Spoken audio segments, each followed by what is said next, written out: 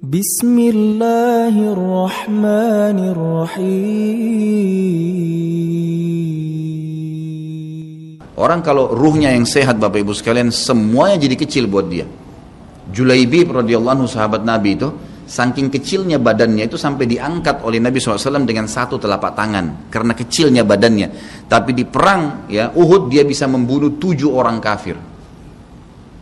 Tidak ada hubungannya dengan kecil badannya, tapi ruhnya kuat, besar. Waktu Nabi SAW balik dari perang Uhud dan terkalahkan oleh orang-orang kafir Quraisy dengan hikmah Allah Subhanahu Wa Taala, semua sahabat waktu itu mati syahid 70 orang di Uhud, sisa 630 orang bersama Nabi SAW, semuanya terluka dan minimal luka sahabat waktu itu minimal 7 luka. Sabetan pedang, hantaman tombak, sobekan, pokoknya luka semua sahabat. Sampai ada sahabat sudah nggak bisa jalan karena kakinya sobek, punggungnya sobek, dinaikin di kuda, tiba di rumah tinggal dibaringin. Lihat bagaimana para sahabat mengetahui bagaimana hubungannya dengan Allah Subhanahu Wa Taala dengan ilmu yang sudah tertanam yang Nabi SAW tanamkan dalam hati mereka, bisa mengubah segala sesuatu. Subhanallah, tiba pulang menjelang maghrib ke kota Madinah. Istirahatlah para sahabat ini, mereka lagi obatin obat luka mereka. Nabi SAW dapat wahyu, menyuruh Nabi SAW dan para sahabat keluar mengejar Quraisy. Quraisy ini jumlahnya waktu itu ya 1.000 orang. Maaf, 3.000 orang. Pasukan Quraisy. Yang terbunuh cuma sekian belas saja mereka. Dan mereka sudah merasa bangga dan pulang ke kota Madinah, pulang meninggalkan Madinah, karena Uhud itu dekat Madinah.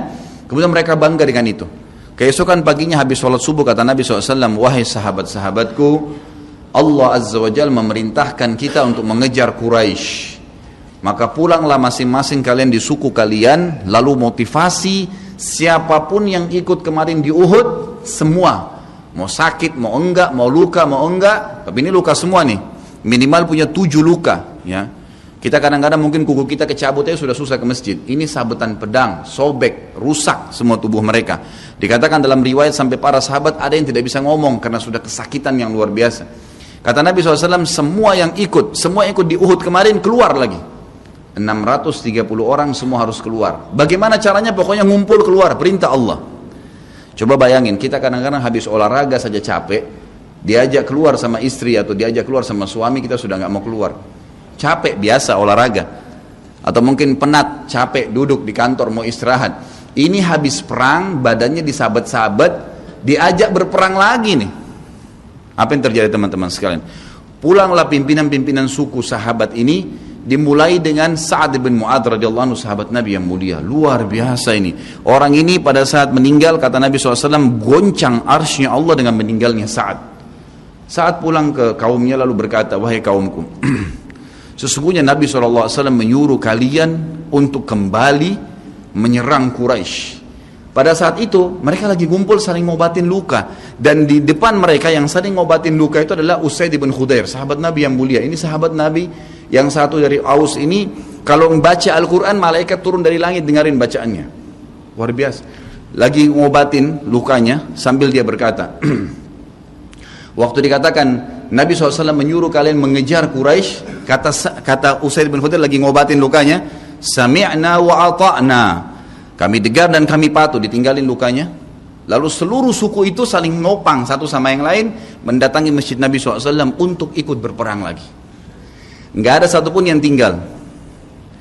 Ada yang luar biasa, saya terus terang nangis waktu dengar kisah itu, luar biasa. 2 orang anak muda Ansar, saya setiap kenang kisah ini selalu nangis, nggak bisa tahan karena luar biasa.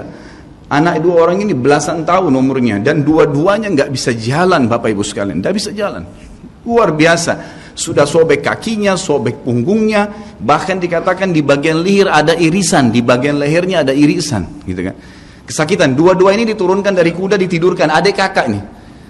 Tapi saya tidak ingat, namanya tidak disebutkan dalam kisah, tapi ini kisah luar biasa. Dan kemarin kebetulan Imam Masjid Haram atau saya lagi umroh nyebutin kisah itu juga. Hampir satu masjid orang menangis mendengarkan kisahnya.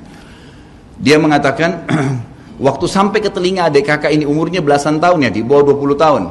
Kalau Nabi SAW memanggil seluruh yang hadir di Uhud untuk kembali berperang. Ini mereka nggak bisa jalan nih. Si kakak bilang sama adiknya, Kita nggak bisa tinggal di sini nih. Rasulullah SAW sudah memanggil kita untuk menjawab panggilan Allah. Kata adiknya, bagaimana caranya kita merangkak? Bagaimana caranya kita ke sana? Nggak ada yang bisa nopang. Ini berdua lagi sakit. Mereka cuma tinggal sama ibunya. Lalu berkata si kakak, sekali saya seret kamu, sekali kamu seret saya.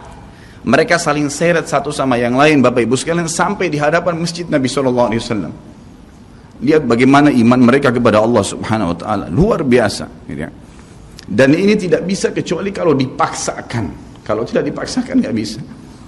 Semoga Allah SWT jadikan kita orang yang selalu memaksakan diri untuk ibadah. Karena kalau tidak, kita nggak paksakan, kita akan mati dalam keadaan konyol dan menyesal. Karena tingkatan-tingkatan di surga akan hilang. Percuma. Baik, saya bacakan. Pasal kedua. Adab terhadap Allah Subhanahu Wa Taala.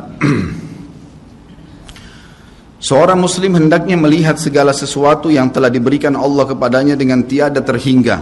Yakni berupa kenikmatan yang tak terhitung. Terlindungnya dia pada saat menempel di dalam rahim ibunya, ketika berupa nutfah atau air mani, menentukan perjalanan hidupnya hingga hari bertemu dengan Rabb-nya Allah Azza wa Jal.